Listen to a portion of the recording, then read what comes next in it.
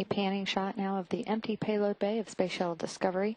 The robotics officer here in the flight control room giving a status that the maneuver is proceeding well, and about 45 more minutes for this maneuver as they prepare for the handoff to the space station robotic arm.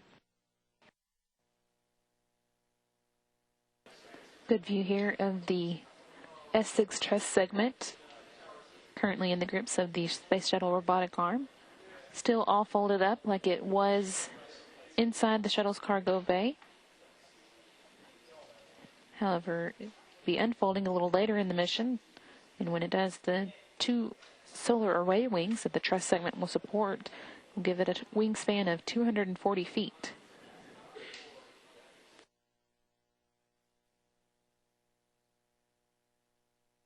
Discovery is shifting the big loop. The big arm is in motion. Discovery copies. Thanks, Queechy. Houston copies. That call from Flight Engineer Koichi Wakata, stating that, as you can see, the space station robotic arm is in motion, moving to grasp the S6 truss segment.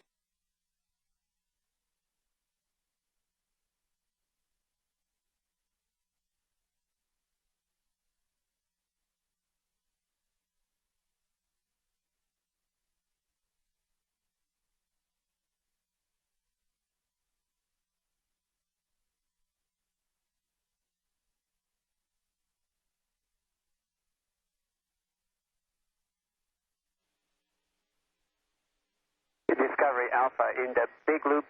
S6 capture is complete. You have a go for SRMS S6 release. Discovery copies. Thank you, Queechy. Houston copies as well. Good view here of the S6 truss segment, grappled by the space station's robotic arm and in its overnight park position. Tomorrow morning it'll be moved into its pre-installation position before the mission specialists Steve Swanson and Ricky Arnold install it during tomorrow's spacewalk. As you can see right now, it's all folded up, but later on in the mission it'll be unfurled so that its solar array wings can unfold.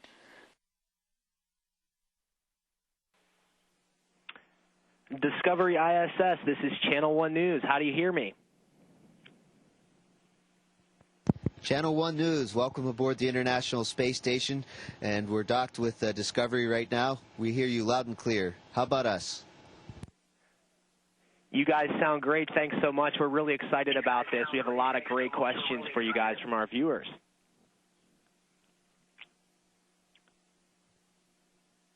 Fantastic. We're ready to answer those questions.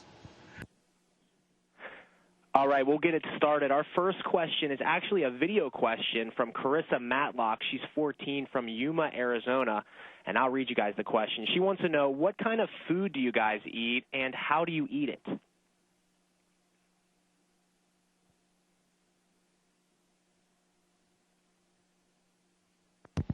Well, that's a great question. We have all types of food. And before we launch, we actually sit down and make up a menu of things that we might like. And so when you get up here, you have your selected menu, so it's kind of nice. You get to pick what you want. We have all kinds of goodies. Let's see, Ricky, you have something there for us? I think I do.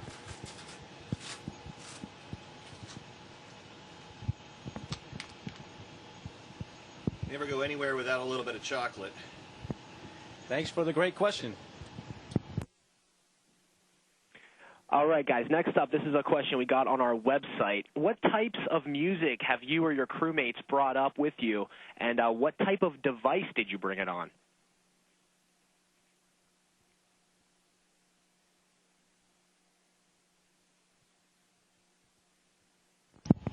Well, for myself, I brought some music which is named after my hometown. I'll let you look into that yourself. But it's a band that was named after my hometown, and I've got a couple of CDs. It's my favorite music.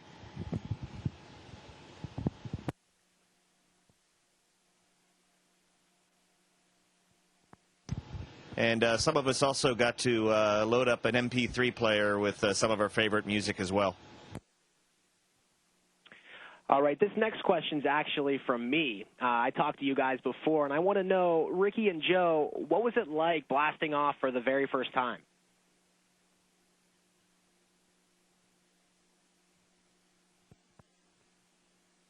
Same thing, but what it felt like. Well, heading up for the launch, I went up as a Mission Specialist 1, so I'm up on the flight deck, sitting behind the commander and the pilot. And I'll tell you, it was a feeling that's pretty tough to describe. It's like a big roller coaster, maybe on steroids. And one thing that surprised me, it was a lot smoother than I thought it would be. But it's a feeling that I know I'll never forget.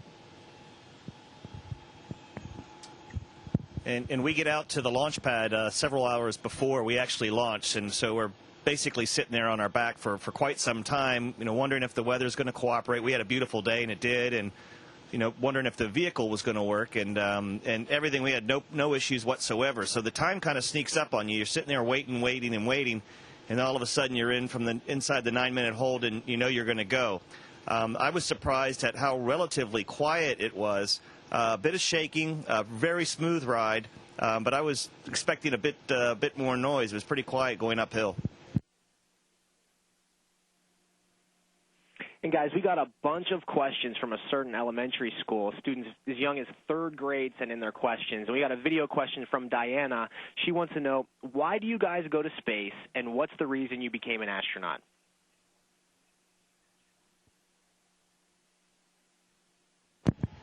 Well, everyone can answer the question individually and why you became an astronaut. For me, the reason I became an astronaut is just I'm a big believer in our space program. And so why is it that we go to space?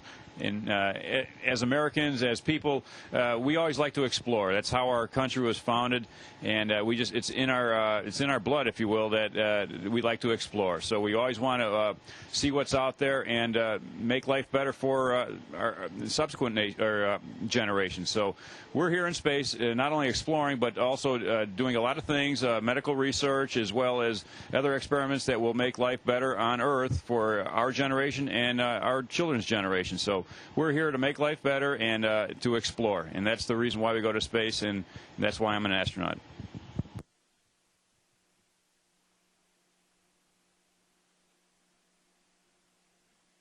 All right, guys, next up, Brianna J., she's 16 from Virginia. She wants to know, what do you guys do to pass the time while you're in space?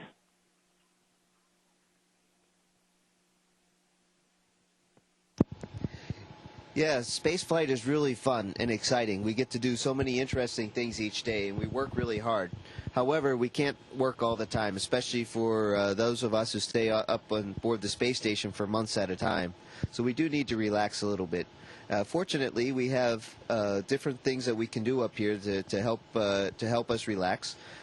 One of the biggest things is we have a voice-over internet protocol, internet phone, and we can call home. We can call our families. It's not open 24/7. It's only when we have good satellite passes, but it's really good to keep in touch with our friends and families.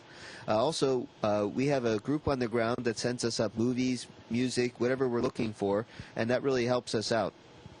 And my favorite, biggest thing to do, though, is I like to read. Reading is really important to me. It's a lot of fun, and there's so many electronic books out there these days that I have them ship up 5 or 6 books a week, and I get to read them, and it's really great.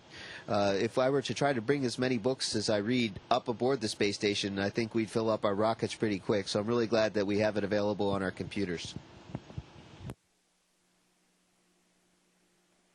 All right, guys, I think we have time for one more question, and we have one comment for you, too. Zoe, 12, from Utah, wants to know, what's the most beautiful thing you can see from outer space? And hello, Zoe. And I've been up in space my whole life, almost an entire year, just a few days short of a year now, and got to see so many things. And the most beautiful thing, we've seen stars, we've seen the sun, we've seen other planets, but the most beautiful thing is planet Earth. We have such an incredible, beautiful planet. We need to take good care of it. That's one reason why we do fly to space, is because we're using up resources from our planet. We're actually maybe even hurting the planet, and we can use resources out in space. It's a really big universe out there, and there's